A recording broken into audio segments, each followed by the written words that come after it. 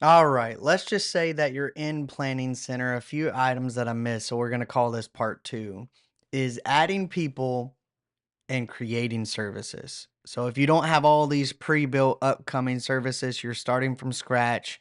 Maybe there's nothing there to pull from. And then also maybe you get new youth in the picture in the community or new young adults and you want to add them with different roles. So we're going to go to people first. I'm going to show you this first. It's simple to add a person. It's the people tab and then you add a person. So for here, for this purposes, we're going to do John Benton. We're just going to say John Benton at gmail.com. Okay. And we're not going to change his permission level, but if you wanted to add an administrator, an editor, there's different roles that you can do. An editor will be able to edit all of this. An administrator will be able to go in a little deeper and change things. So a scheduled viewer is just going to be able to see what they got going on. So we're going to give John some different roles, okay? We're going to click this edit roles button, and then we're going to go to the worship team because we're mainly using this for worship. And we're going to add John to an acoustic guitar. Okay, he started picking up acoustic guitar. He's really good. He wants to get into the worship band. And then we're going to go ahead and save. For this purpose, we're not going to do that. But John will actually have the ability to go in his planning app and give us some unavailable dates. Or if he gives them to you, you can always go in here and say vacation, enter start date, and he's not going to be available from the 15th all the way to the 29th. And so then you can add those dates or delete them. But we're not going to put John in here just for the purposes. I wanted to just show you how to add a person. Let's say that you want to edit a person in here. So Becca has picked up a new talent and she can play piano. So we're going to go to Becca, then we're going to edit. And we're going to edit Becca's roles on the worship team and we're going to put piano in there. And that's all you would have to do. You'd close that and then save. But we're going to cancel once again because that is not an update that we need to make. Now you're on the dashboard. You just logged in and you go over to the services and you want to create a brand new service. So you don't want to use any of these, but you want to create one. You'll see right here, they're all categorized in what type of service they are on the left underneath all. But we're going to create a service from scratch. Okay. So this is a service and we're going to do it from, let's say we're going to go on the 22nd, we're going to meet, and then it's going to be at 7 p.m. So you can add that there, and then you search the service type. Well, it's a Wednesday, so we're probably going to keep it on a Wednesday night, right? Youth Wednesday night. You can add this one just to say test, and then put your notes here if you need to do any of that, and then save. So once that service is saved, it's going to take you to this screen and it'll show you October 22nd, Youth Wednesday night test.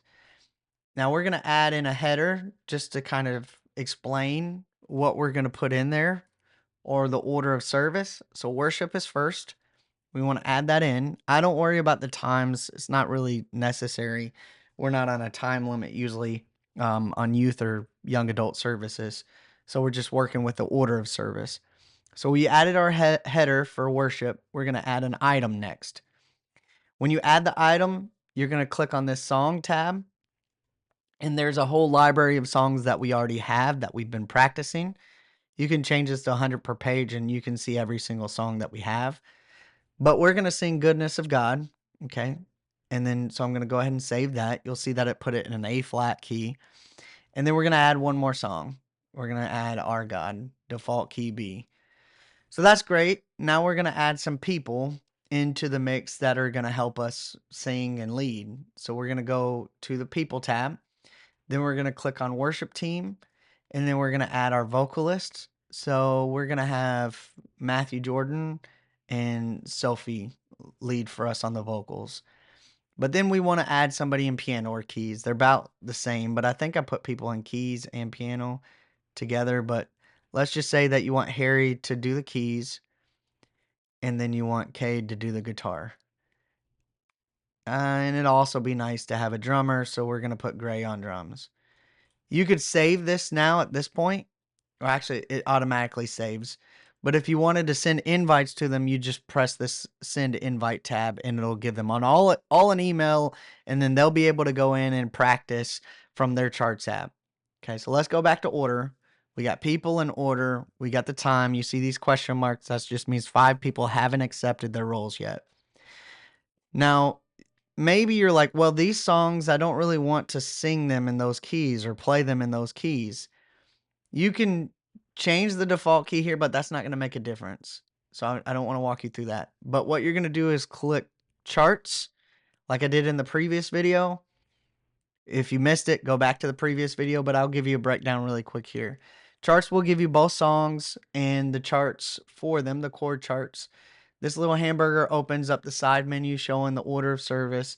When you click the reorder button, this is where you're going to change the keys. So this little pencil box, I'm going to change it to G, and then we're going to use a capo.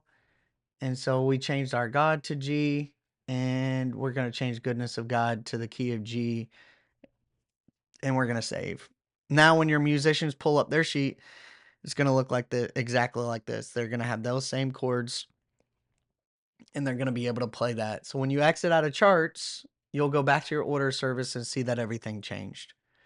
And if you want to make things quicker for the next service, like maybe you're just trying to plan a few Wednesdays, maybe 3 of them, you can press clone and then it'll automatically give you the date after. So 29th on the Wednesday at 7. And then you can copy the scheduled people as well, and it'll put everything in there. But for the sake of this video, we're going to go back to services, okay? Now we have 2 Wednesday night services. We don't need 2. We're going to click this box. We added one on accident. We're going to go ahead and delete that. All that hard work down the drain.